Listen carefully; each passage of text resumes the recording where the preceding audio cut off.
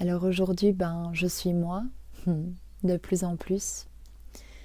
Et quand je suis vraiment dans mon alignement, j'accompagne les personnes, je les amène à se reconnecter à qui elles sont vraiment à se reconnecter à la puissance de leur nature, à la puissance des lois universelles et à transformer leur vie en conscience, vraiment dans le sens de leur vrai désir, de ce qu'elles veulent vraiment.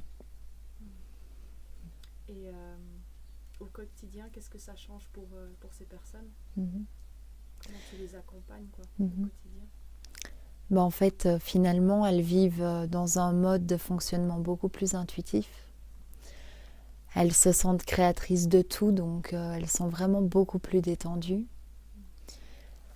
Il y a une peur de l'extérieur qui disparaît complètement. Il y a plein de prises de conscience qui se font que le décor change, que le décor est ce qu'elles ont créé. Et en fait, il y a une attitude qui est complètement différente de voir les événements qui viennent comme des choses à libérer vers ce que je veux vraiment. Et du coup, il y a vraiment, oui, ce comportement de « Ah, il y a un gros morceau là à lâcher » pour m'autoriser encore plus quotidiennement à être qui je suis.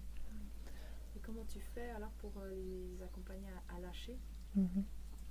En fait, la plupart du temps, on va partir de l'expérience, c'est-à-dire le bloc qui vient se placer entre le point A et le point B, donc où elles en sont aujourd'hui et où elles veulent se diriger, ou éclore, émerger.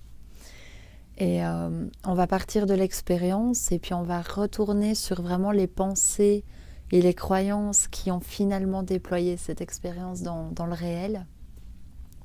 Et on va aller chercher la racine d'une émotion qui a créé tout le scénario, toute la mise en scène.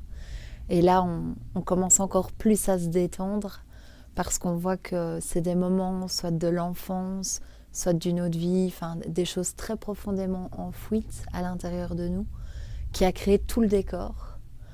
Et donc à chaque fois, on lâche, on extrait, on désagrège vraiment ce truc qui a monté tout le décor de la scène de leur vie, quoi. Et toi, au quotidien, là maintenant, tu vis ça, mais qu'est-ce qui était le déclic? Ou qu'est-ce qui a fait que tout d'un coup, aujourd'hui, tu te dis, ah ben, je fais ça, Mm-hmm. tu vois? Alors en fait, c'était vraiment quand j'étais dans mon emploi qui me, qui me causait finalement beaucoup de peine, dans lequel je me créais beaucoup de peine, où j'avais parallèlement beaucoup d'enseignements dits spirituels, les lois universelles, la loi d'attraction, etc. Et puis ma réalité, et ce truc horrible de mais si ça c'est vrai, là, ma réalité, elle ne peut pas durer comme ça. Je ne peux pas continuer d'avancer comme si le truc que je lis ne fonctionne pas. Et donc, il y a eu vraiment finalement ce et si c'était vrai, et si c'était possible, et puis finalement d'ancrer vraiment une certitude que c'est vachement plus la vérité que ce qu'on peut nous raconter du genre ben oui ma petite, c'est ça la vie, qu'est-ce que tu crois, c'est pas facile mais c'est comme ça. Un peu revient à la réalité. Voilà. Ouais. Ouais. Et en fait, je sentais de plus en plus que vraiment la vérité m'excitait, me faisait sourire, qu'il y avait ce truc de fantastique. Et puis finalement, ce qu'on me racontait de plutôt rabaissant, quoi, me rendait complètement mal. Et puis à un moment, j'ai eu le déclic de suivre ce ressenti, de me dire c'est pas pour rien qu'il y a un truc qui te fait sourire et un autre qui te fait pleurer. Et puis j'ai vraiment ressenti ou goûté justement il y a quelque chose que je me fais croire qui me rend terriblement mal et qui limite terriblement ma réalité, ma vie, quoi. Et est-ce que tu aurais un conseil justement par rapport à ce que tu dis, euh, ce truc qui goûte bon et le truc qui est moins bon, Mhm. comment tu pourrais Mhm. déjà peut-être donner juste Mhm. une piste? Les gens, quand ils ferment les yeux, ils Mhm. regardent cette vidéo, Mhm. puis ils se disent, ben tiens, Mhm. quels sont les espaces où, ah oui, là, je vois cette différence, quoi. Mhm. Ben, il y a deux angles que je ressens là. Parfois, c'est observer les pensées qu'on se raconte dans la journée. Vraiment, au tout début, en tout cas, ce qui marchait très bien pour moi, c'était de me mettre un bracelet ou une montre, enfin quelque chose que je n'avais pas l'habitude de porter. Et quand je le regardais, d'ailleurs, j'étais dans une agence intérim à l'époque avec mes études, et à chaque fois, genre à la pause café ou quoi, je regardais ce bracelet et je me posais la question, mais chaque fois, tiens Manon, qu'est-ce que tu viens de penser cette dernière heure? Et j'en prenais conscience, donc vraiment de m'éveiller à mes pensées.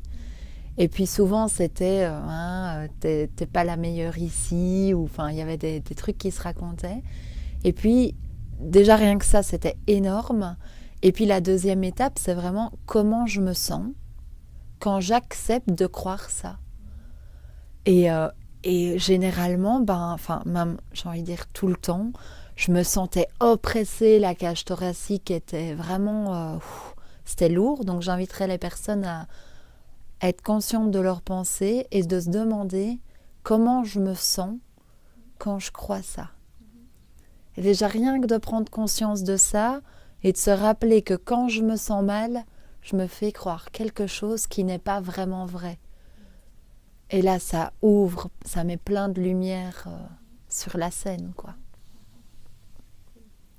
Et on va dire quel genre de personne tu sens l'appel d'accompagner en fait Mhm. par rapport à ton expérience de Mhm. vie. Enfin voilà, Mhm.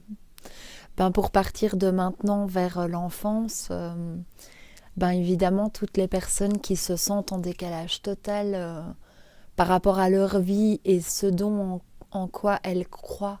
C'est-à-dire toutes les personnes qui regardent des vidéos de développement personnel, etc. Et qui sentent un appel énorme et qui finalement se disent bah oui, mais quand je regarde ma réalité, c'est pas trop ça. Qui finalement se sentent dans la peur extrême parce que moi j'étais extrêmement angoissée de sauter.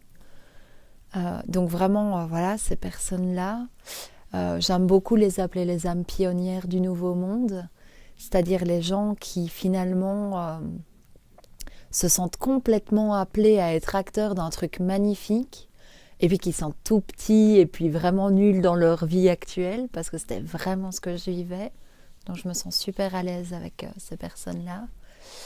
Et l'autre partie, ben, c'est une partie que j'ai quittée il n'y a pas si longtemps non plus. Ben, c'est les jeunes, quoi. Donc vraiment, moi, on me disait tout le temps, t'es une vieille âme, mais t'es tellement jeune, finalement. Et donc les enfants indigos et des choses comme ça, qui finalement sont jeunes, sont limités par leur âge, apparemment, et se sentent tellement vieux, tellement sages, tellement bienveillants, et qui rêvent d'un truc sans limite, et qui se sentent mais tellement mal et oppressés à cause du système, et qui se font croire que c'est horrible, et puis qui veulent pas d'une vie comme ça, parce que si c'est ça la vie... ouais, puis qui partent déjà en dépression ou en Voilà. suicide ou ce genre de choses. Totalement, parce qu'ils veulent pas de cette vie-là, quoi. Mais encore une fois, c'est une invitation à comment je me sens quand je me fais croire que la vie, c'est comme ça. Et encore une fois, de les ramener à c'est pas vrai.